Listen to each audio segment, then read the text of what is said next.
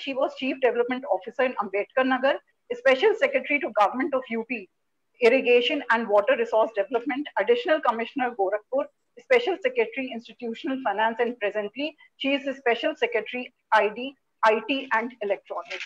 So ma'am, a very warm welcome to you. Then we have Mr. Rahul Mishra, who is Cyber Security Advisor to UP Police. And then we have all the beautiful girls from Lucknow, Noida, and Delhi and Bangalore. So a warm welcome to everyone. Over to you. Hi, Deepika. Thanks a lot for the introduction. You are a dear friend, and it's very nice to conduct this webinar with all the lovely ladies. Hello, everyone. How are you doing? Hello. Hello, ma'am. Great to be here. So let us start the session. And Deepika has told me that this is going to be a very interactive session. So keep pouring in your questions or your views or your comments. So about social media, it's a very powerful tool for individual networking as well as for business. And particularly in the times of lockdown, it is a very helpful tool to reduce our loneliness. We use it a lot to connect to our friends and friends of friends and to post information about ourselves. So this helps a lot with reducing our boredom. A famous hacker has once said that if you're not paying for a product or a service, then you are not the customer. You yourself are the product. So this applies for social media also. And personal data, it sells very cheap in the dark web. So talking about the cyberspace, the dark web is that area of the cyberspace where normal search engines do not work. You cannot reach those sites through the normal search engines. And this dark web is used by hackers and other cyber criminals to get your data or to sell your data, which they have got through their malware. So, because social media is such an integral part of our lives and it is very easy to use social media, we often tend to let our guards down and we forget to follow the basic cybersecurity protocols when we are on the net. One thing we should always remember or keep in mind while using the social media is that the internet is a permanent thing. Whatever you post online is stored permanently. Once you post something about you, you cannot retract it any time. And even if you delete your post, there is a possibility that someone would have downloaded your photo or your information, whatever you have posted, onto some server. So, even while posting things, there are some things which you explicitly post. For example, if you post your photograph, it is not only your photograph which you are posting, the other information is also decipherable from your photograph. If your smartphone camera has GPS turned on, then your GPS location can be tracked from that photograph. And there are many kind of cyber criminals. I saw it once in a Hollywood movie that a serial killer used to find out details about the lock system on the doors through the photographs which people posted. So you don't know what kind of people are lurking on the net, and therefore you have to be very careful, and you have to see that apart from the explicit things which you are posting on the net, you have to see what other information people can derive from it. Nowadays, many people post their children's photographs, their school going children's photographs on the net. So, if you post this photograph, anyone can know what school your child goes to, what are the timings of his school. And if someone is stalking you, someone can collate all the information which you have shared on the net, and they can put together all that information, and they can approach your child by posing to be someone else, by posing to be a friend or a relative, and they can get all this information from your different social media accounts. So you should not leave these trails of breadcrumbs for people to pick on. All your different kind of data, like your date of birth, your name, then some personal details of your family members, their information, any kind of passwords. So all these data, you store it in different places, you post it on different sites, and then people can just collate all this data, and then they can use it for identity theft. They can also apply for a credit card using all your data. And you even if you are posting different kind of data on different sites, like for Facebook you are posting some personal stuff, on LinkedIn you have your professional profile, but from your name and from the other small little bits of data which you have posted, people can track you on the net, and they can extract all the information about you. One very thing which one very common thing which people do nowadays is, whenever they go on a vacation or on a holiday, they post it on the net that I'm going to be away from this time to this time. And it's a very simple thing, and we all do it very casually, we post it for our friends. But this can lead to home invasion, because cyber criminals know exactly the time period for which you are not in the house. They can break into your house. Even if you use the check-in feature, you have checked into some place, that is enough for people to know that okay, you are out of your home for this place. And if that person has other information about you, like how many family members do you have, and how many people are there at your home, where is your home located, what kind of security system your home has, they can use it for home invasion also. Now, uh, then, in the times of the pandemic, we have seen the rise of some threat actors. Now, these threat actors, they pose to be genuine people. For example, nowadays we are all working from home. So these threat actors pose to be from your HR or your CEO, and they can send you some mail which you think is an official mail. And through that mail, they can get some malware downloaded onto your system. Threat actors are also impersonating WHO, because people are very curious about corona, and they want to have information about this COVID crisis. So threat actors take advantage of this situation to extract your private information based on your curiosity. And phishing emails are very common. Phishing emails centered around corona, and common subjects about corona, like some relief package or what you should do. So there are links and links to other sites, and if you click on those links, it might lead you to some site which is not a genuine site.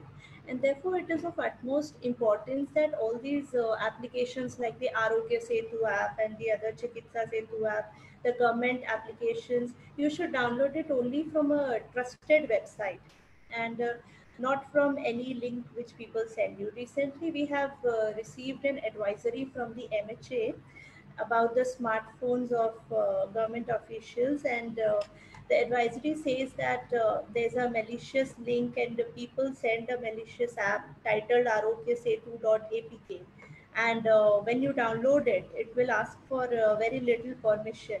But once if you download it on your phone, it can access all data on your phone.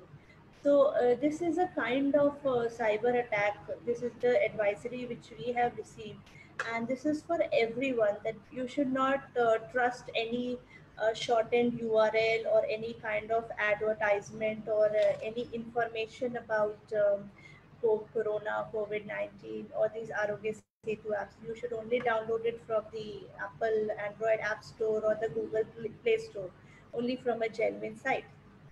Now, also, whenever you access any site on the net, you should make sure that you type the actual website, the URL of the website, or otherwise you can use your bookmarks and favorites.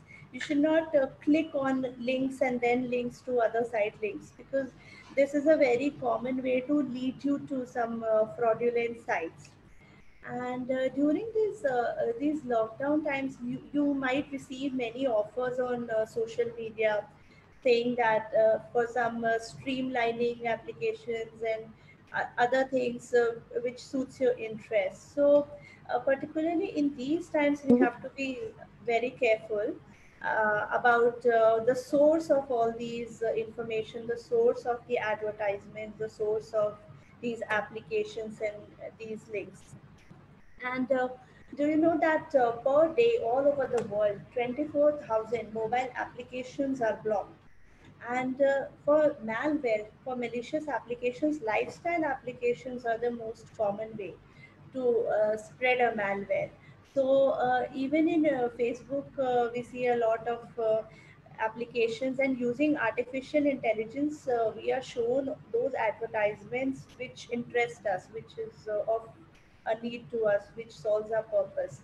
So you should not unknowingly click on anything without trusting it or without knowing the exact source of it. And also, you should keep your mobile phone very safe and secure. Your password should be a very strong password. And in fact, all these social websites which you are accessing, you should use different passwords and complex passwords. If you lose your phone, and if your phone is not secured, if you do not have a strong password, people can get into your phone, and they can access all your social media sites if it's in an auto login mode. And wherever possible, you should use two-factor authentication. For example, once you log into the site, they will provide you a OTP or a particular password on your mobile phone, and then you should use that another password to sign in. So two-factor authentication can also protect you. You should not keep all your social media sites in auto login mode. It should not be open on your phone, because if someone can access your phone, he can access all your sites. Also, a different password for each of the site will ensure that if a person has access, unauthorized access to one of your site, he should not have information, or he should not collate information from all of these sites. So there are many types of cyber crime, and we all generally think of cyber crime only as hacking, and there are many other ways in which cyber criminals attack. For example, there are malware attacks, man in the middle attacks, and maladvertising, rogue software, phishing attacks are very common, password attacks are common. There are drive-by download attacks, distributed denial of service attacks. So some of these phishing attacks, we all know that people pose as someone trusted, and then they try to extract information, personal or confidential information from you. Password attacks, in password attacks, brute force dictionary scripts are used to guess your passwords. Many of us keep a very common user ID for many things: admin, root, guest. So all these user IDs are very easy to guess. And for these dictionary scripts, these are small software programs. They can just use many permutations and combinations to guess your password also.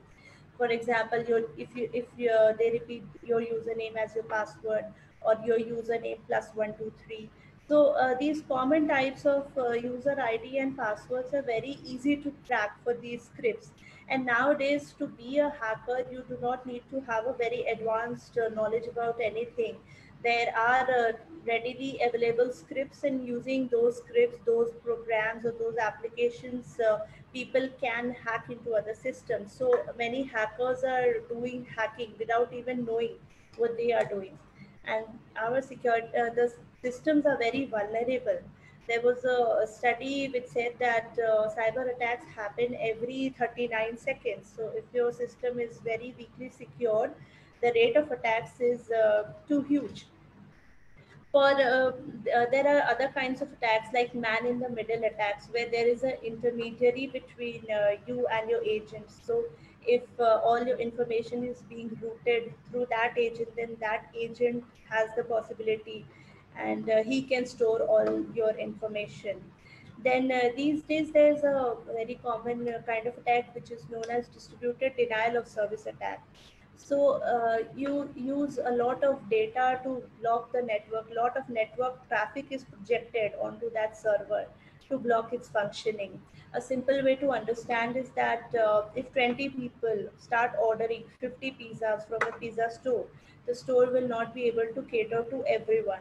So this principle works for these DDoS attacks, where large amount of network traffic is used to hit onto these servers. And even in the government server, the state data center which we have, we receive around 86.2 crore malicious hits since February, and these hits originate from various countries.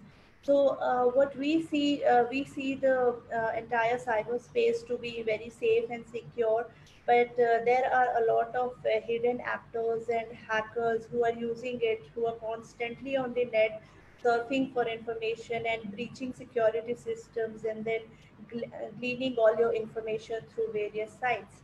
Hackers work on this idea of creative problem solving, where they use these properties of computer systems and networks in unexpected ways. In the Facebook, we see many things that these are 5-minute hacks to do something. So hacking in itself is not a bad thing. So hackers, even some hackers work in morally gray areas. Some hacker may work to expose corruption, or some hacker may work compromising individual privacy for national security. So hacking also varies from a range, and not all hackers can be said to work in the black area.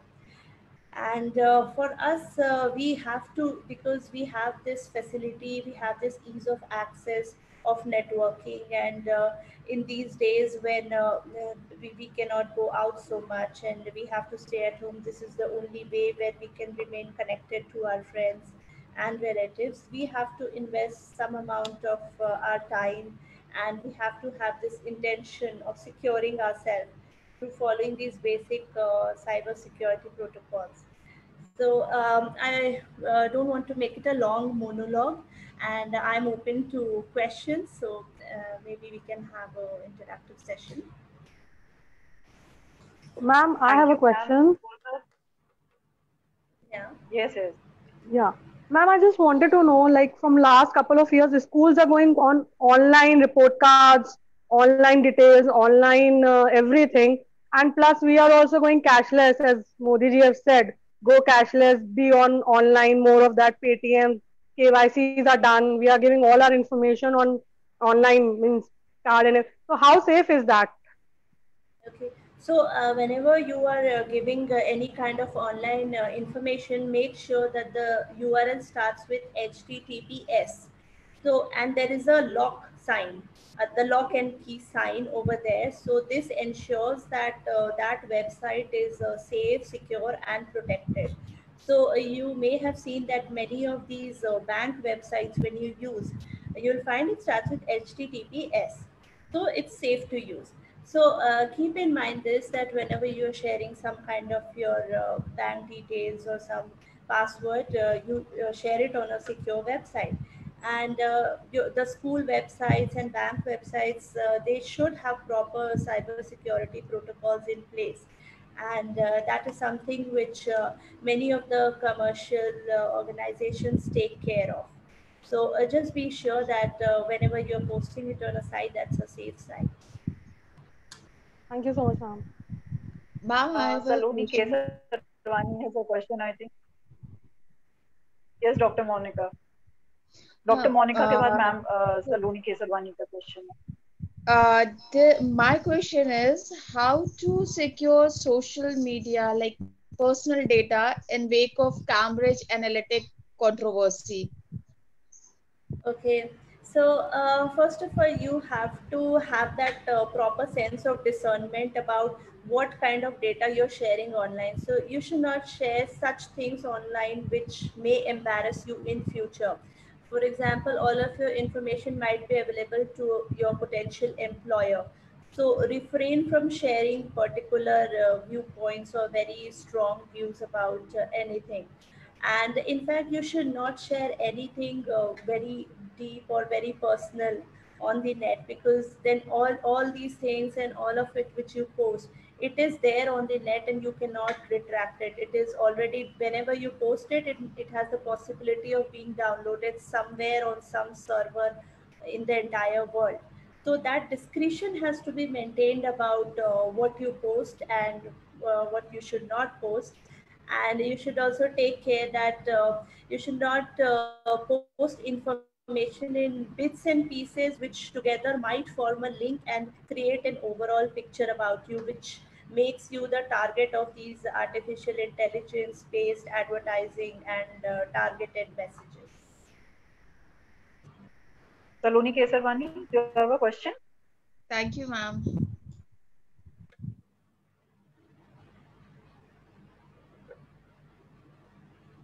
Deepika, can I ask one Saloni, more question?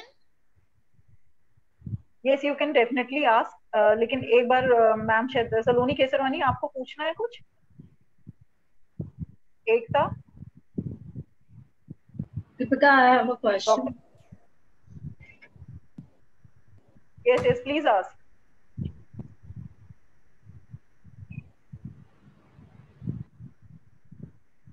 Deepika, can I ask a question? Yes, Ruchi, please carry on. Okay. Hello, ma'am. As you have mentioned, like there's a dark web. So, like most of the women or the people who are on Facebook, how do we know that our information or the data has not been leaked yet, or it is a safe account? So there are some special websites, but I cannot mention those sites here because once I mention those sites, they'll change the address. But there are special sites where if you enter your information, they'll tell you whether your information has been leaked or not. So recently, even I checked, I entered my email ID and that site told me what my email ID password was. So they get this information from the dark web, and that's why it's very important to keep changing our passwords on a regular basis. So there are these sites, maybe I can tell you offline some of these sites. So using them, you know. And also if there's a government organization or a very big corporation whose security system has been breached and the data has been leaked, even they will let you know that your this data has been leaked. And if you come to know that if you are a customer of that organization, you should immediately change all your details, whatever you have entered into the system of that organization. Okay. Thank you, ma'am. And ma'am, can I have one more query, please? Sure. Ma'am, we get many requests, be it on Instagram or FB. So how do we identify it as a genuine one or a fake one? Obviously, the people we know that these requests are genuine, but the people whom with we are not connected, how do we identify these are the fake ones or the genuine ones? Yeah, so this is a very common problem for social media, that there are many fake profiles also, and people will target you using fake profiles. And for targeting you, they'll first they'll send a friend request to some of your friends. They'll befriend your friends, and then through them, they'll send you a request message. And when you see that you have so many mutual friends in common, you tend to accept their profile, and you tend to accept them as friends. But make sure that you accept only those people whom you know. And for Facebook, there's a blue tick feature, which tells you that this is a genuine profile and it's not a fake profile. So, but this is only for very few people who are very famous and who are celebrities. Right. But basic care you should take, that you should first talk to that. If someone has sent you a friend request, maybe you can call up that person to verify whether it's the same person, or maybe you can look at his profile, and there will be subtle hints which will tell you whether it's a fake profile or a genuine profile. So you have to use your mind over there. Thank you. Vinita, you wanted to ask something? Vinita जी, आपको कुछ पूछना है? Unmute कर लीजिए, unmute कर लीजिए. दीपिका, हम एक क्वेश्चन पूछना चाहेंगे नेहा जी से, नेहा मैम से. क्या मैं पूछ सकती हूँ अभी? हाँ हाँ बिल्कुल. बिल्कुल बिल्कुल. क्योंकि एक मैं बिजनेस वुमन भी हूँ और वर्किंग भी हूँ, तो एक कॉमन सी प्रॉब्लम होती है. अभी 1.5 month पहले मैंने देखा कि जैसे फेसबुक पे सारी चीजें होती हैं. मेरी एक जानने वाली है, काफी अच्छी है, और वो एक जॉब से प्रोफेसर है, एज अ प्रोफेसर. तो स्कूल और कॉलेजेस में आप जानते हैं कि जिस तरह से चीजें हो रही होती है, घट रही होती है, जो टीचर्स का होता है कि आप उनको सिक्योर करें, सुरक्षित करें. तो सारी चीजें उन्होंने की. तो एक तरह से मैं उनका एक्सपीरियंस शेयर करना चाहती हूँ कि उन्होंने कैसे, मतलब कितना मेंटल ट्रॉमा में थी, कैसे की. तो ये हम जानना चाहते हैं कि जब इस तरह की एक्टिविटीज होती हैं, जब आप सोशल मीडिया पे एक्टिव होते हैं, क्योंकि आजकल का बड़ा ट्रेंड है, आप इंस्टाग्राम पे आते हैं और फेसबुक पे रहते हैं आप। कुछ चीजें होती है ना कि जैसे अभी उन्होंने पूछा भी था, किसी ने पूछा था, एक क्वेश्चन किया था रुचि जी ने, कि कैसे आप जाने कि ये ऑथेंटिक है या नहीं ऑथेंटिक है। तो वो सारी चीजें होती है, कुछ लोग इतना ध्यान नहीं देते हैं। बट इन सबसे क्वेश्चन से थोड़ा डिफरेंट क्वेश्चन है, और इसका हम सोल्यूशन भी चाहेंगे कि इसका क्या सोल्यूशन है। कि उनको कोई इतना परेशान किया, मतलब उन्होंने हैक किया या क्या किया, उनके अकाउंट से एक्चुअली कह सकते कि मॉर्फिंग करके उनकी पिक्चर्स ले करके, और मतलब बॉडी किसी की और फेस किसी का, जैसे हम मॉर्फिंग ही कहते हैं। तो उसपे बहुत ही नॉनवेज चीजें और उनका मोबाइल नंबर ले करके उसने बनाया आईडी, और उससे सबको पूरा वो चीजें वो की शेयर की। तो उससे उनको इतना प्रॉब्लम हुआ कि मतलब आप देख ही रहे सोशल में कितना होता है, स्पेशली जब वुमेन्स वर्किंग होती है तो अपने को सेफ कैसे करें, इन सब चीजों से निकल के कैसे बाहर आए। इवन उन्होंने एफआईआर करवाई, पर जब तक ये होता है कि जब आप एफआईआर कराते, जब तक आपकी कोई अप्रोच नहीं होती है, आप जानते नहीं है, तब तक आपके एफआईआर पे कोई इतना ध्यान नहीं दिया था। और आप जब फेसबुक की बात करते हैं तो फेसबुक पे भी आप जब जाते हैं तो उनको कुछ ऑथेंटिक डिटेल्स चाहिए कि आप ये करिए वो करिए, और इतना लेट रिप्लाई होता है कि तब तक वो टाइम निकल चुका था। उस समय में वो जो महिला है या जो भी जिसके साथ ये चीजें हो रही होती हैं, जो क्राइम हो रहा था, उसको कैसे फेस करेगी भाई। जो सोशल मीडिया है वो तो हर जगह प्रचारित कर चुका है। तो ऐसे में वो क्या करे, कैसे निकले, इसका सोल्यूशन क्या है। तो ये मैं जानना चाहती थी कि मैं उनकी कुछ हेल्प कर पाऊँ, क्योंकि वो काफी मेंटल स्ट्रेस में थी, काफी डिप्रेशन में चली गई थी। काफी हम लोगों ने समझाया, काफी सपोर्ट भी किया, पुलिस ने भी काफी सपोर्ट किया। बट जिनके पास ऐसा सपोर्ट सिस्टम नहीं है वो क्या करें, कैसे अपने को बताए। वुमेन्स के ऊपर तो आप जानते ही हैं कि जो वर्किंग होते हैं उनके ऊपर तुरंत ही आप क्वेश्चंस एलिगेशंस लगने लगते हैं। तो इसका क्या सोल्यूशन होगा, तो आप मुझे कुछ सजेस्ट करें। देखिए, इसका सबसे पहला सॉल्यूशन तो है कि पहले prevention is the best cure. तो आप फर्स्टली तो ऐसी सिचुएशन कभी आने न दें। तो जब आप फोटो पोस्ट करते हैं तो ये ध्यान देना होगा कि आपको आपकी फोटो को कोई मॉर्फ ना कर ले, या आप बहुत ही वैसी पर्सनल कोई फोटोज ना पोस्ट करें, क्योंकि आज टेक्नोलॉजी में ये पॉसिबल है कि आपका फेस किसी और पर सुपर इम्पोज किया जा सकता है। तो अपने आप को बचा कर रखना ही सबसे बेहतर उपाय है। और अगर ऐसी कोई घटना घटती है तो पुलिस में आप रिपोर्ट कर सकती हैं। एंड जैसा आपने बताया कि उन्होंने एफआईआर भी दर्ज कराई और उस पर कार्रवाई हुई। फिर हमारे साइबर थानास भी हैं, लखनऊ में है, नोएडा में है। तो ये साइबर थानास की हेल्प ले सकते हैं आप इस तरह के साइबर क्राइम्स पे, क्योंकि हमारे आईटी एक्ट में डिफाइंड है ऐसे क्राइम्स। तो इन क्राइम्स का पनिशमेंट जो भी जुडिशियल वे में होता है वो तो होगा ही। तो बेस्ट यही है कि आप इसमें पुलिस की मदद ले एंड एक लीगल वे में प्रोसीड करें।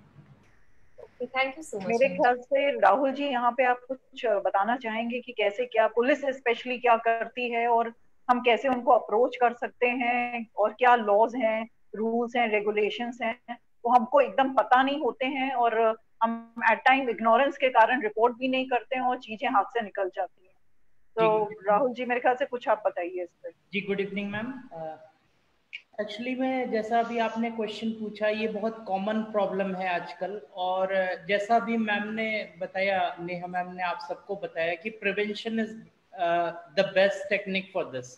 तो मैं भी यही बात करना चाहूँगा, क्योंकि बहुत सारे ऐसे केसेस आते हैं।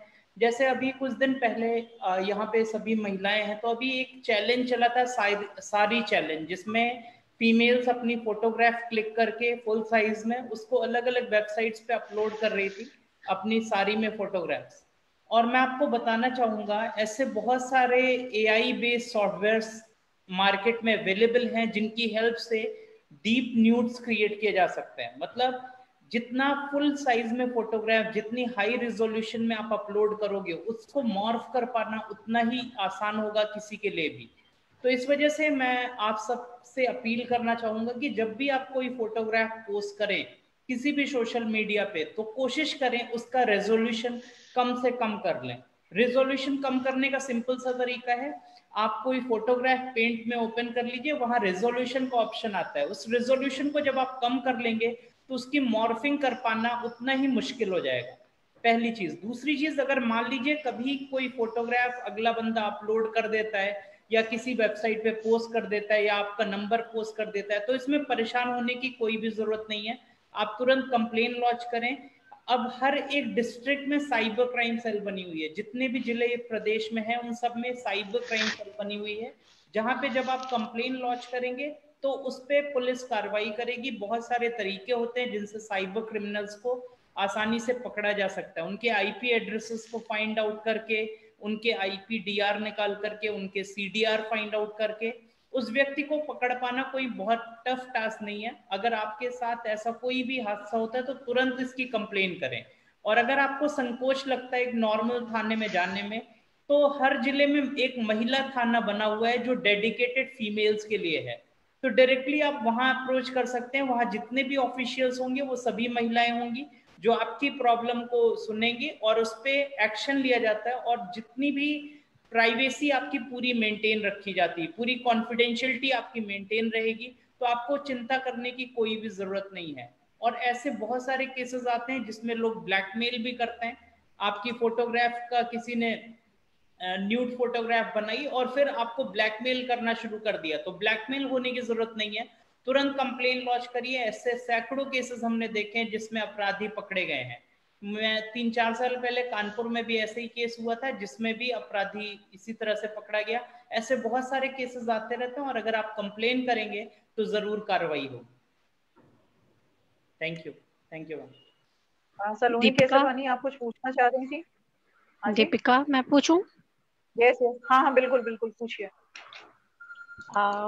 मैम, ये मैं फिर एक न्यूज़पेपर में एक रिपोर्ट पढ़ रही थी, उसमें लिखा था कि 2000 आधार कार्ड और 18 लाख इंडियंस का डाटा जो है हैक हुआ है।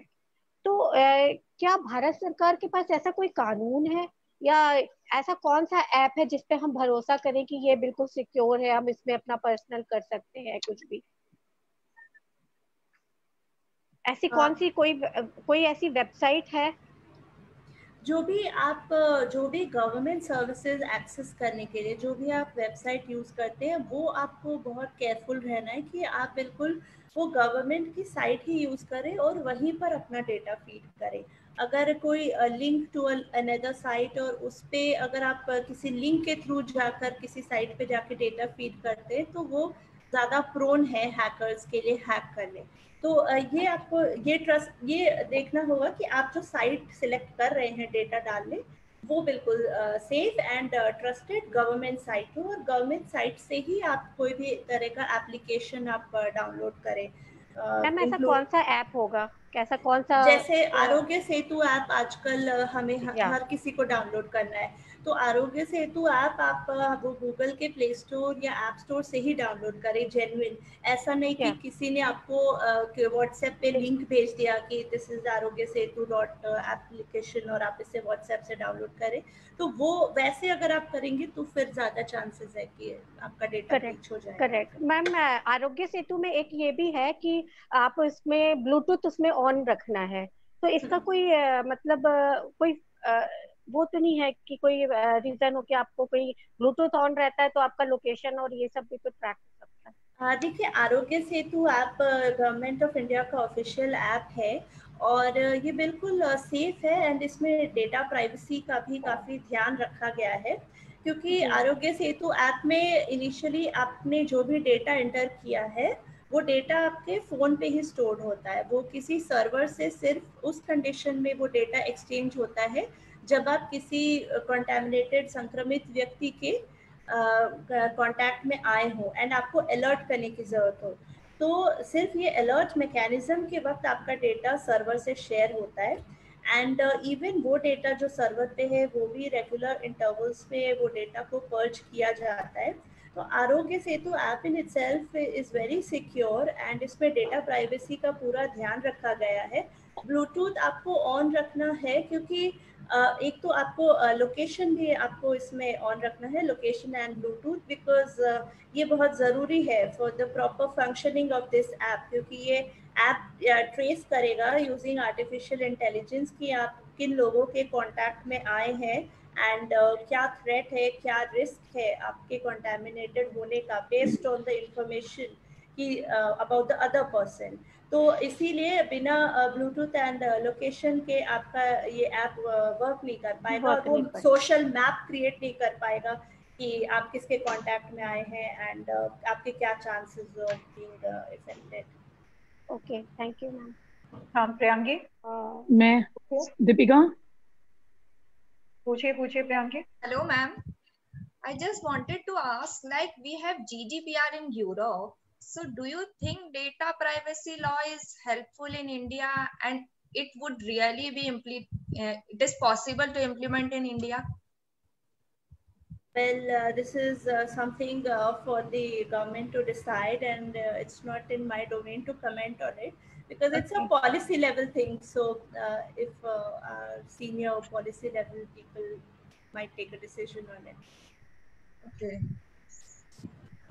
मैम ऐसा कोई लॉ बना है जो इसको रोकने के लिए सक्षम हो? क्या कोई लॉ ऐसा नया इंट्रोड्यूस किया है गवर्नमेंट ने? IT एक्ट में there are some things. IT act के various sections में some these types of online crimes have been defined. So the thing which we have currently is only our Information Technology Act, and the people can be prosecuted in CRPC, IPC. Deepika. Yes मता। हाँ मैं पूछ सकती हूँ? हाँ बिल्कुल पूछिए ma'am. मेरा ये क्वेश्चन ये है कि मैं अपने से ही रिलेटेड ये पूछ रही हूँ जो मेरे साथ हुआ है। FB पर बहुत सारे लॉक्स और सारे तरह के पासवर्ड लगाने के बावजूद भी हमारी हाईलाइट पिक्चर्स को लोग शेयर कर लेते हैं और फिर उस पे कमेंट्स करते हैं, तो उससे कैसे बचा जाए? FB पे बहुत सारे प्राइवेसी फीचर्स अवेलेबल हैं जो आपको थोड़ा उसमें देखना पड़ेगा एंड आपको वो सारे फीचर्स ऑन करने होंगे कि कोई आपकी फोटो उसमें डाउनलोड ना कर पाए। तो ये फीचर है लॉक करने का, एंड अगर आप कह रहे हैं कि लॉक करने के बाद भी किसी ने डाउनलोड किया है तो बेबी उन्होंने स्क्रीन से डायरेक्ट फोटो क्लिक करके किया होगा या कोई और टेक्नोलॉजी यूज की होगी। बट आप FB पे तो आपको फोटो प्रोटेक्ट करने का वही ऑप्शन है, लॉक करना। लोग सेव कर लेते हैं, सेव टू फोन का ऑप्शन आता है, उसको सेव कर लेते हैं। अच्छा मैम, जैसे FB पे लोग आपकी पूरी टाइमलाइन को पूरा शुरू से चले जाते हैं, उसको कमेंट करने लगते हैं, उसको लाइक करने लगते हैं, तो ऐसा कुछ है प्रोसेस कि हम उनको जान सके किसने हमारा इतना टाइमलाइन को कब कर रहा है, कब वो इसको रोकने का कुछ है?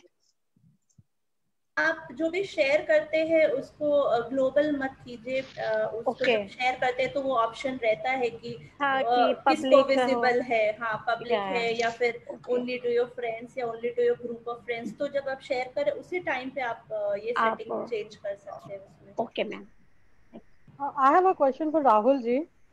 Yes ma'am. Deepika, can I ask? Yes ma'am, please. Yeah. Rahul ji, जैसे बच्चे मोबाइल पे आजकल आप देख रहे हैं ऑफ हैं, ऑनलाइन है, घर पे रहते हैं ज्यादातर, तो कभी कभी ऐसा होता है कि कुछ ऐसे वीडियोस पॉपअप हो जाते हैं जिनका content is not good enough for them. क्योंकि मैंने देखा है इवन मेरी मदर इन लॉ के फेसबुक पे कि कुछ ऐसे वीडियोस पॉपअप हुए हैं, पॉर्न वीडियोस बेसिकली पॉपअप हुए हैं, जो ना हम लाइक करते हैं ना हम शेयर करते हैं। तो उनको रोकने का क्या तरीका है? क्योंकि कई बार होता है कि बच्चों के हाथ में मोबाइल है, हमें पता नहीं होता बच्चे क्या चीज एकदम से देख रहे हैं, क्या उनके सामने पॉप आउट हो रहा है, क्या चीज वो क्लिक कर दें। तो how to stop that videos to come और शेयर? क्योंकि ना हम उनको लाइक करते हैं ना हम शेयर करते हैं, ना हमारी जो फ्रेंड लिस्ट में फ्रेंड्स हैं उस तरह के वीडियोस को लाइक या शेयर कर रहे हैं, बट स्टिल वो वीडियोस आने लगते हैं। तो उनको रोकने का क्या तरीका है? मैम पेरेंटल कंट्रोल के ऑप्शंस होते हैं। When you will log in on any Windows system there are options of parental control. Settings में ऑप्शन होता है कंट्रोल पैनल के अंदर। अगर आप पेरेंटल कंट्रोल ऑन करके रखेंगे तो कोई भी ऑब्सीन कंटेंट आपके सिस्टम पे अवेलेबल नहीं रहेगा। इन बातों का ध्यान रखिए। बाकी आप कोई भी अगर फालतू का कंटेंट कभी किसी ने एक्सेस किया, उस केस में ये चीज़ें ज़्यादा होती हैं, क्योंकि ब्राउजिंग हिस्ट्री के थ्रू, कुकीज़ के थ्रू आसानी से उस तरह के कंटेंट्स अवेलेबल होने लगते हैं। Whatever we search related to that the contents start getting available. Because हम लोग बहुत सारी women ऐसी हैं जो वर्किंग हैं, फ्रॉम ऑनलाइन ही वर्क करती हैं, तो हमारे पास बहुत सारे ऐसे रिक्वेस्ट आते हैं विच आर आप समझ रहे होंगे कि जिसका कंटेंट अच्छा नहीं होता है, पर चूंकि हम पब्लिकली हैं, हम ऑनलाइन वर्क कर रहे हैं, तो हमें अपना प्रोफाइल बहुत हद तक पब्लिक रखना पड़ता है, so that our product is shown on the Facebook, Insta, WhatsApp. अभी मेरे संग भी ऐसा ही हुआ है कि मेरे WhatsApp पे पाकिस्तान से कॉल्स आई हैं. I just don't know कि how they got the number or what. Though I didn't picked it up या मैंने ब्लॉक कर दिया, but still आप मतलब जान रहे हो, क्योंकि हमें पब्लिक रहना पड़ता है बिकॉज अपने काम की वजह से. हम बहुत हद तक उसको only thing we need to take care of when you are giving your system to your children, always do that option. Parental control option is there, always enable that.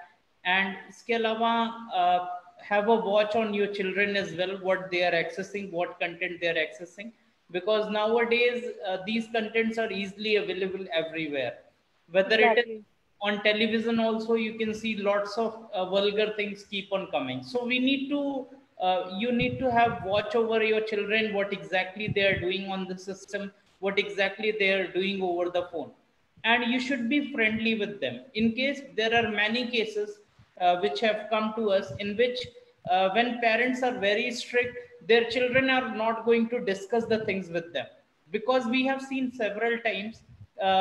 Recently I got a case in Lucknow only, where a class 8th student was playing some type of video game. When she was playing video game with someone, a person who was an adult, he pretended himself to be a child and started chatting with that girl, and he asked for some nude images or some or clipped some nude images, and then he started blackmailing that girl, and that girl was not able to discuss it with her mother, because she was feeling that if she will discuss these things with her, then she will be in a problem, and she was in a situation to suicide. You can't imagine a class 8th student is thinking to suicide. So ultimately their parents came to know about that, they told it to cybercrime cell, then the action was taken, the person was arrested. So the main thing is that whenever your child is accessing anything, you need to have watch over them, you need to be friendly with your children so that they can discuss in case they're having any issues. So this is very important, because most of the time when people are not friendly with children, then they are not going to discuss the things in detail. And so this is very important from my point of view. सपना, as a layman मैं ये कहना चाहूंगी कि अगर कोई product है, आप लाइक ऑनलाइन बिजनेस कर रहे हो, तो मेरे अपना एक्सपीरियंस ये है कि हम चाहे वो इंस्टाग्राम पे अकाउंट हो, चाहे फेसबुक पे अकाउंट हो, या कहीं ट्विटर पे भी है, तो हम एक उसके लिए सेपरेट अकाउंट बना लें. जो हमारी रेगुलर प्रोफाइल है, हम उससे बिजनेस भी ना करें, उससे एक जब सेपरेट बन जाएगा. सेपरेट तो है, लेकिन कभी कभी होता है हम अपना कुछ प्रोफाइल पिक्चर्स होते हैं जो हम अपने उसमें पर्सनल में भी शेयर कर लेते हैं, है ना.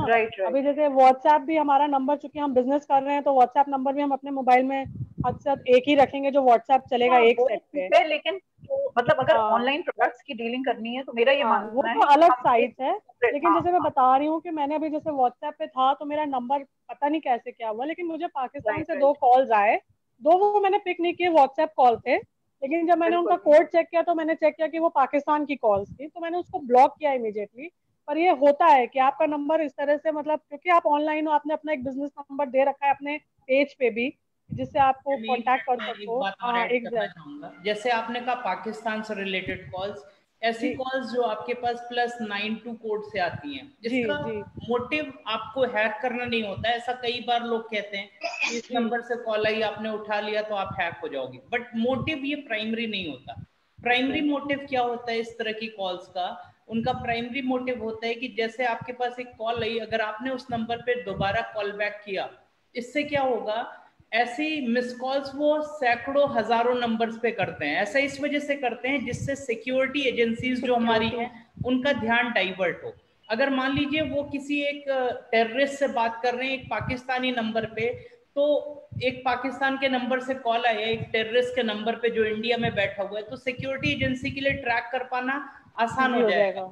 लेकिन अगर वो ऐसी कॉल्स 1000 लोगों को मिस कॉल दे करके छोड़ दें, तो 1000 में से हो सकता है 20 लोग ऐसे होंगे जो उस नंबर पे कॉल बैक करेंगे. तो जब 20 लोग उस नंबर पे कॉल बैक करेंगे, तो security agencies will get confused in that कि कौन सा नंबर ओरिजिनली एक टेररिस्ट का नंबर है. तो इस तरह का कोई भी नंबर है तो सिंपली उसको इग्नोर करें.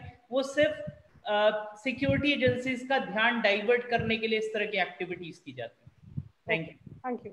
दीपिका, एक क्वेश्चन राहुल से है, कैन आई आस्क? हाँ पूछिए। Okay.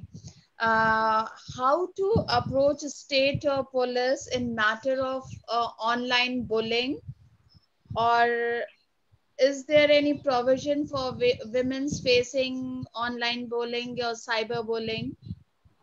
Yes, ma'am. In every district, cybercrime cell is there. If you talk about Lucknow, it is located in Kotwali, Hazratganj itself, and its nodal officer is Mr. Abhay Kumar Mishra. He is nodal officer cybercrime cell over here in Lucknow. You may contact him, or if you want, there is a website cybercrime.gov.in. You can go on this website and lodge any kind of cybercrime complaint over there. The website is cybercrime.gov.in. Rahul ji, मेरा एक question ये है कि आप जैसे कहीं कुछ बात करें, किसी से आपका आर्ग्यूमेंट हो गया, सपोज मेरी गाड़ी अभी एक्सीडेंट हो गई थी, तो पीछे से किसी ने हिट किया, देन जब हम आर्ग्यू कर रहे हैं तो लोग वीडियो बना रहे हैं कि नहीं ये आर्ग्यू कर रहे हैं गलत है या what ever it is, wrong और राइट, तो ये भी तो एक साइबर क्राइम है। आप किसी का वीडियो नहीं बना सकते, राइट? साइबर क्राइम के अंतर्गत आता है।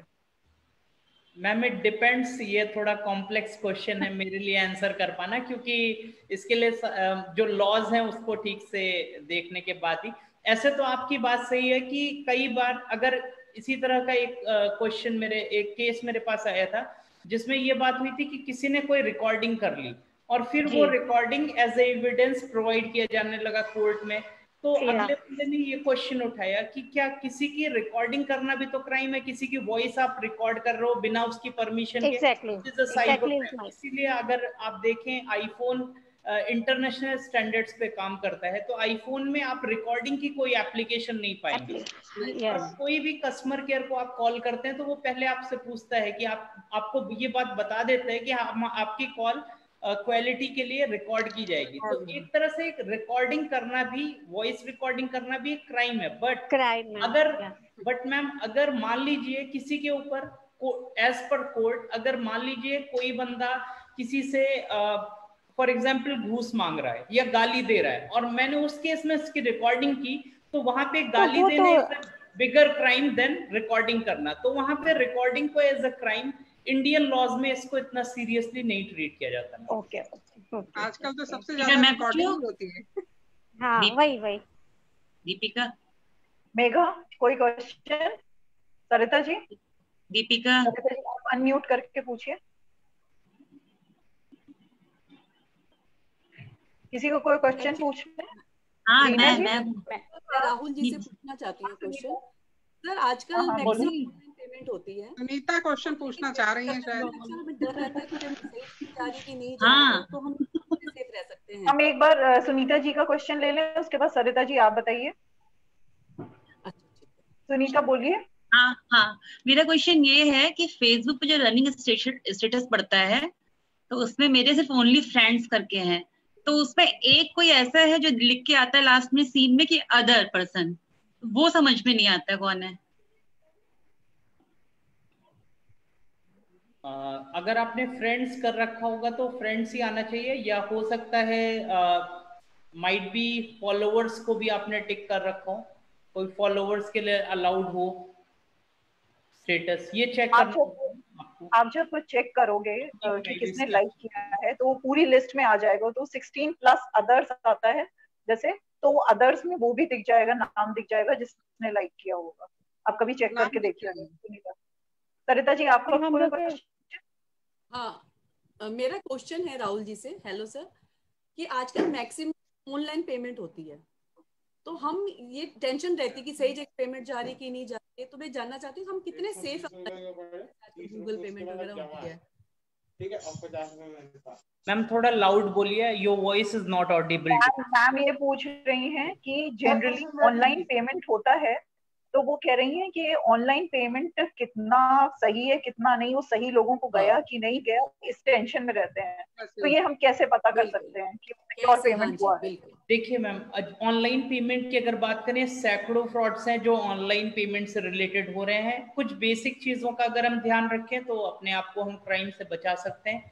जैसे अगर मान लीजिए कोई आपसे रिक्वेस्ट कर रहा है पेमेंट, जैसे कई बार क्या होता है, आपने आजकल जो मेनली फ्रॉड्स हो रहे हैं उसके बारे में बताता हूँ। जैसे कस्टमर केयर नंबर आप सर्च करते हैं, मान लीजिए आपने 10,000 रुपए किसी को गूगल पे पे ट्रांसफर किया, वो पैसा ट्रांसफर नहीं हो पाया, तो आप गूगल पे कस्टमर केयर नंबर गूगल पे सर्च करते हैं। When you search that number, बहुत सारे फेक नंबर्स आपको वहां डिस्प्ले होते हैं। जब आप उस पर कॉल करके बोलते हैं कि मेरा ट्रांजैक्शन फेल हो गया, तो अगला बंदा आपसे कहता है ठीक है, मैं अभी आपका पैसा रिफंड कर दे रहा हूँ। आप एक काम करिए, एक एप्लीकेशन अपने फोन में डाउनलोड कर लीजिए। वो एप्लीकेशन क्या होता है, एक रिमोट एक्सेस का एप्लीकेशन होता है। अक्सर क्विक सपोर्ट डाउनलोड करने को आपको कहा जाता है। आपको लगता है आप गूगल सपोर्ट को फोन कर रहे हैं, क्विक सपोर्ट ऐप अगला बंदा डाउनलोड करवा रहा है, मतलब पूरा सपोर्ट आपको मिल रहा होगा। बट ओरिजिनली क्या होता है, क्विक सपोर्ट एक एप्लीकेशन है जिसके थ्रू आपके पूरे फोन का कंट्रोल अगले के पास आ जाता है, और अगला बंदा आपके पूरे फोन को कंट्रोल कर रहा होता है और आपके ट्रांजैक्शंस भी कर सकता है। दूसरा जो चीज वो लोग कहते हैं, वो कहते हैं कि हम आपको एक QR कोड भेज रहे हैं, वो स्कैन कर लीजिए। जब उस QR कोड को आप स्कैन करेंगे तो आपका पैसा आएगा नहीं, वापस पैसा आपके अकाउंट से कट जाएगा, इसका ध्यान रखिए। तीसरी जो चीज करते हैं वो होता है रिक्वेस्ट मनी ऑप्शन। जब आप गूगल पे एप्लीकेशन पे जाएंगे, किसी को पे करने चलेंगे, तो दो ऑप्शन आते हैं, एक रिक्वेस्ट, दूसरा पे। अगला बंदा क्या करता है, रिक्वेस्ट पे क्लिक करता है, 10,000 रुपए लिखता है और आपके पास एक नोटिफिकेशन आता है पे करने का। लेकिन अगला बंदा आपको इस तरह से कंफ्यूज करता है, बोलता है अपने अकाउंट में पे क्लिक करके 10,000 रुपए अपने अकाउंट में जमा कर लो जो आपका कट गया था। तो आपको क्या लगता है कि 10,000 रुपए मुझे अपने अकाउंट में पे करना है, वो इस तरह से आपको समझाता है। तो क्या होता है, जैसे ही पे आप क्लिक करेंगे आपसे पिन मांगेगा, आपका पैसा फिर से डिडक्ट हो जाएगा। तो अपना दिमाग खुला रखिए, सोशल इंजीनियरिंग में मत ट्रैप होइए, आपका एक्सपीरियंस सिक्योर रहेगा। नॉर्मली अगर आप किसी को पैसे ट्रांसफर करते हैं तो कहीं कोई प्रॉब्लम नहीं है, क्योंकि इस तरह की जितनी भी एप्लीकेशंस होती हैं, बैंकिंग एप्लीकेशंस या इवन गूगल पे, फोन पे, पेटीएम, इन सब पे 128 बिट का इंक्रिप्शन होता है। मतलब ये सारा डेटा हैशेस के फॉर्म में ट्रेवल करता है और हैशिंग इरिवर्सिबल होती है। मतलब वहां जैसा अभी मैम बता रही थी, HTTPS बेस्ड जितनी भी वेबसाइट होती हैं, वहां जो भी डेटा ट्रेवल करता है वो इनक्रिप्टेड फॉर्म में ट्रेवल करता है। तो कोई हैकर अगर उस डेटा को एक्सेस भी कर लेगा तो भी समझ नहीं पाएगा ये डेटा क्या है, क्योंकि पूरा डेटा इनक्रिप्टेड फॉर्म में रहेगा। तो ये एप्लीकेशंस पूरी तरह से सिक्योर हैं, सिर्फ हमें ध्यान इस बात का रखना है कि हम उसको सिक्योर वे में यूज कर पा रहे हैं या नहीं। Thank you. मेघा जलोटा, आपका कोई क्वेश्चन है?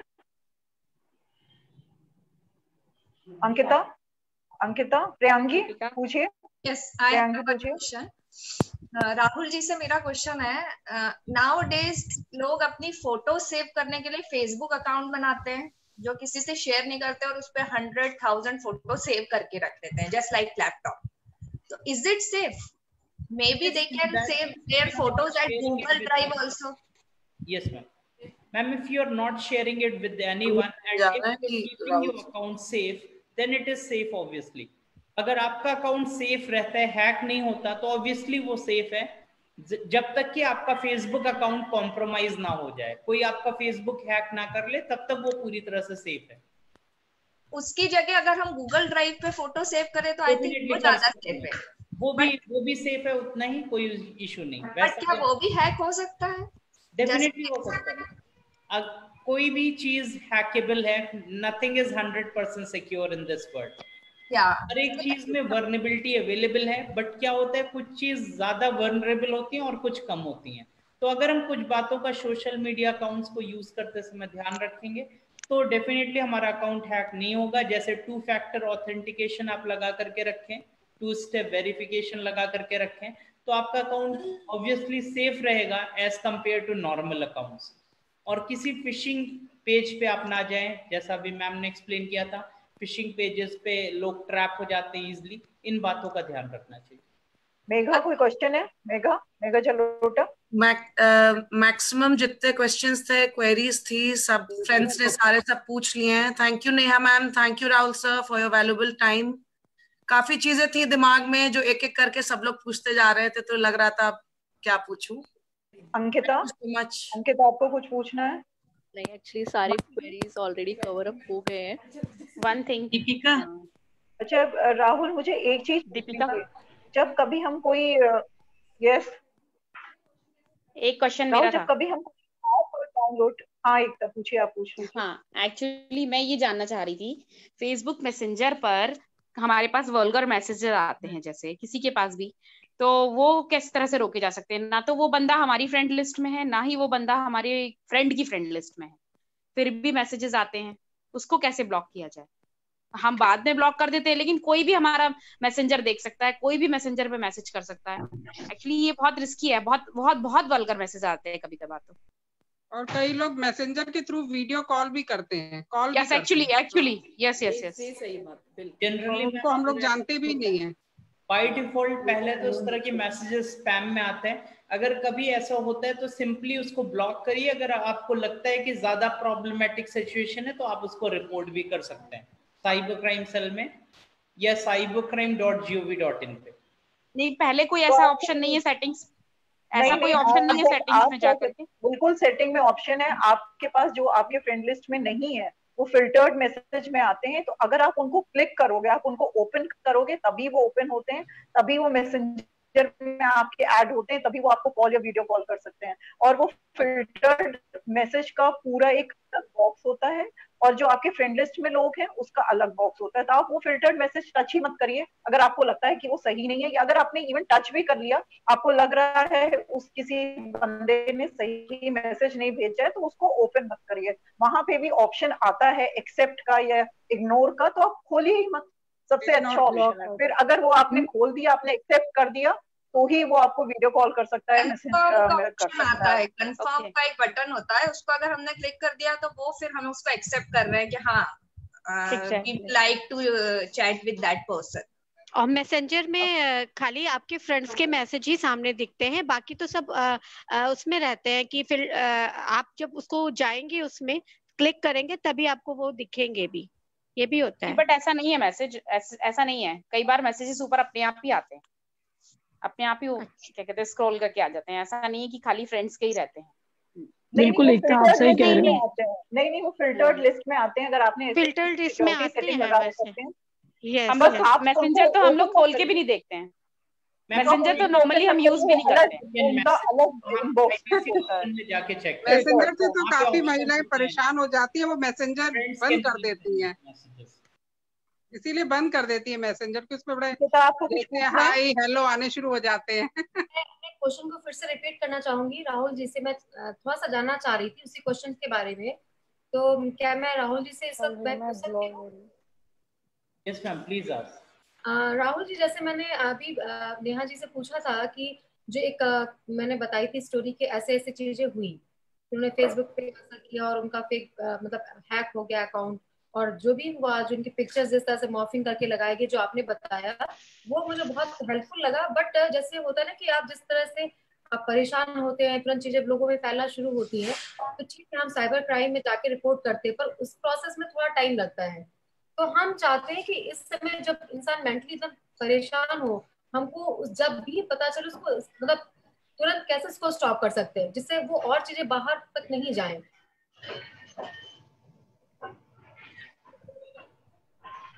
आपकी आवाज नहीं मिल रही मुझे।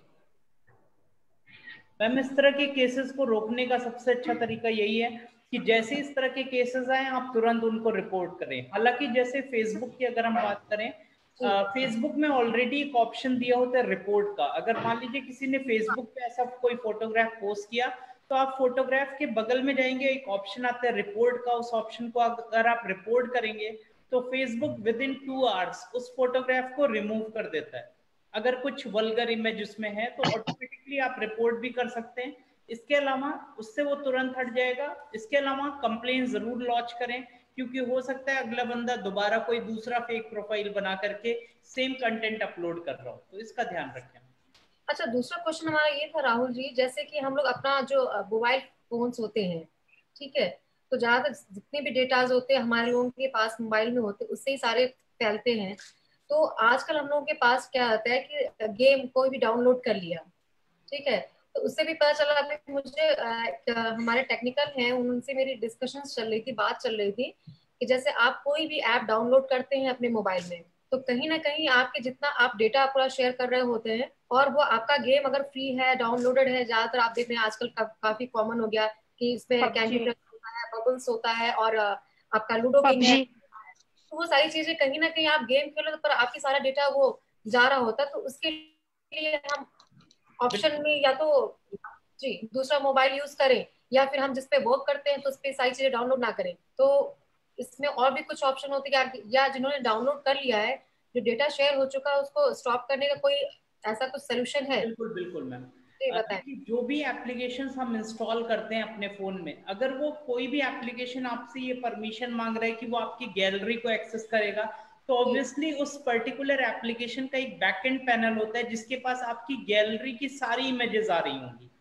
इसको रोकने का तरीका है, सेटिंग्स में जब आप जाएंगे, अपने जो भी एप्लीकेशन आपने इंस्टॉल कर रखी है, सेटिंग्स में जाकर के एप्लीकेशन की लिस्ट में जब आप परमिशंस में जाएंगे तो वहां सारी परमिशन शो कर रहा होगा।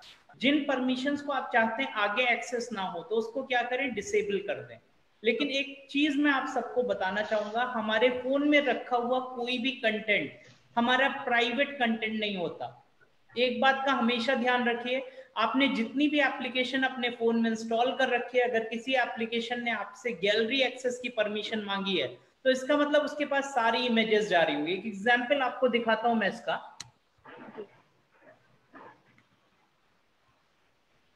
एक सिंपल सा एग्जांपल के थ्रू मैं अपनी बात आपको बताता हूं मैं क्या कहना चाह रहा हूं। जैसे फॉर एग्जांपल,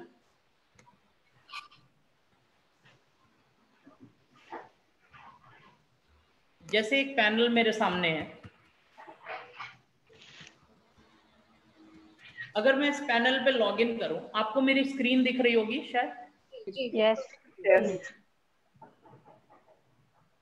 अब जैसे मान लीजिए यहाँ पे बहुत सारे फोन्स दिख रहे हैं, जैसे मैंने एक फोन पे क्लिक किया, हर एक एप्लीकेशन का ऐसे ही बैकएंड का पैनल होता है। जैसे ये मेरी एक एप्लीकेशन है, उसका बैकएंड का पैनल है। यहाँ से मैं देख सकता हूँ कि किसके किसके कॉल मेरे पास आए, किसके किसके फोन नंबर मेरे फोन बुक में सेव है, उन सबके लॉग्स मेरे पास यहाँ पे अवेलेबल हो जाएंगे। इसके अलावा यहाँ से मैं बहुत सारा डेटा देख सकता हूँ कि मेरे फोन में कौन कौन सी एप्लीकेशंस हैं, मैंने किसको किसको फोन किया, किसके किसके एसएमएस मेरे पास आए, कौन कौन मेरी कॉन्टैक्ट लिस्ट में है, ये सारा डेटा यहाँ पे अवेलेबल हो जाता है। मैंने कौन कौन सी इमेजेस क्लिक कर रखी हैं, कोई आपके कैमरे का कंटेंट एक्सेस कर सकता है। तो इसी तरह से हर एक एप्लीकेशन का अपना एक बैकएंड का पैनल होता है और उस पैनल से अगला बंदा कोई भी डेटा एक्सेस कर सकता है। तो आपको हमेशा इस बात का ध्यान रखना है कि हर एक एप्लीकेशन का अपना एक बैकएंड पैनल होगा और उस बैकएंड पैनल के थ्रू आप जो कुछ भी अपने फोन पे कर रहे हैं वो सारा डेटा एक्सेसिबल होता है। तो हमेशा इन बातों का आप सबको ध्यान रखने की जरूरत है कि कोई भी एप्लीकेशन इंस्टॉल करें तो जरूर सोच लें कि अगर ये लिखा है कि ये चीजें एक्सेसिबल हैं तो जरूर कहीं ना कहीं वो एप्लीकेशन वो सारा डेटा एक्सेस कर रही है। हाँ, क्योंकि उस ऑप्शन में हम देख रहे थे इसमें कॉल रिकॉर्ड्स भी, आपका कैमरा रिकॉर्डिंग का भी सारा ऑप्शन दिया हुआ था। तो ये आपने जो डिटेल एग्जांपल दिया है काफी अच्छा, समझने के लिए आसान रहा। Thank you so much Rahul ji, thank you so much. Harpreet आपको कुछ पूछना है? हरप्रीत अनम्यूट कर लीजिए, अनम्यूट कर लीजिए। जी नहीं, थैंक यू हरप्रीत, नहीं है? Thank you. किसी का और कोई क्वेश्चन? मेरे ख्याल से बहुत टाइम ले लिया, 1 घंटा हो गया है। तो राहुल जी, एक आप वाइंड अप करने के लिए आप जो टिप्स दे सकते हैं वो दे दीजिए। और मेरा भी एक क्वेश्चन है राहुल जी आपसे कि मैंने बहुत बार देखा है, हम जब कोई ऐप डाउनलोड करते हैं तो वो हमसे पहले पूछता है कि अलाउ करिए गैलरी को एक्सेस, अलाउ करिए कॉन्टैक्ट्स।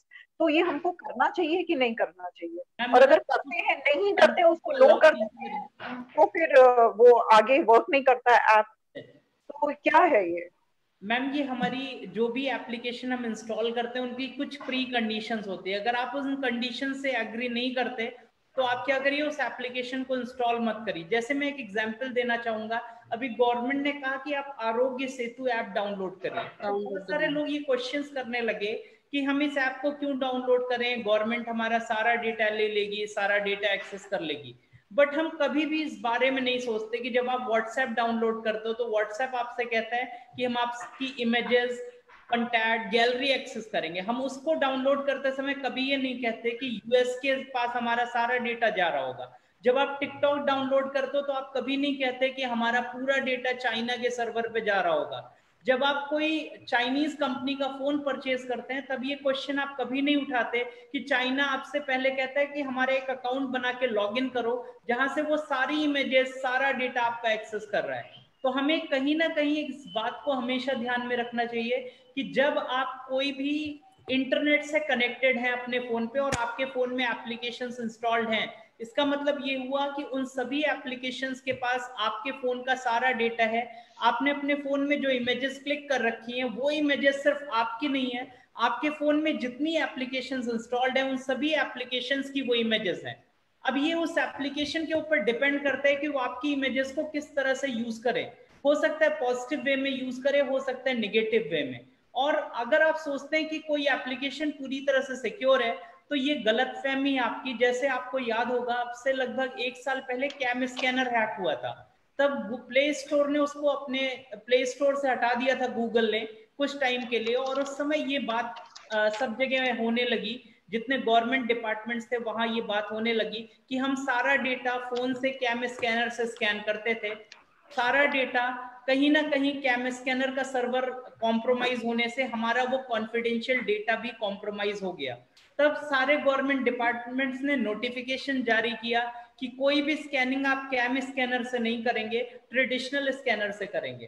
तो ये चीजें कहीं ना कहीं प्राइवेसी कंसर्न जरूर होते हैं अगर हम एप्लीकेशंस यूज करते हैं। अगर आप प्राइवेसी मेंटेन करना चाहते हैं तो इस फोन को यूज करना बंद करिए और नॉर्मल जो छोटा वाला फोन हम पहले यूज करते थे उसको यूज में लाइए। अदरवाइज इसके लिए तैयार रहिए कि आपका कोई भी डेटा, ऐसा कोई कंटेंट अपने फोन में ना रखें जिसकी वजह से कल की डेट में आपको प्रॉब्लम हो। मैं एक सिंपल एग्जांपल बताता हूं। मेरे पास 2017 में एक केस आया था मुरादाबाद साइबर सेल का। एक लड़की ने एक एप्लीकेशन डाउनलोड की थी, लव कैलकुलेटर। लव कैलकुलेटर में आप अपना नाम लिखिए, अपने पार्टनर का नाम लिखिए, कैलकुलेट पे क्लिक करिए, लिख के आ जाता था आपका पार्टनर आपसे कितने % प्यार करता है। लड़की ने इस ऐप को इंस्टॉल कर रखा था और फिर क्या हुआ, उसको फोन कॉल्स आने लगे ब्लैकमेल करने के लिए। She was a student of dental college और उसने अपने घर से पैसे चोरी करके 5 लाख रुपए तक दिए।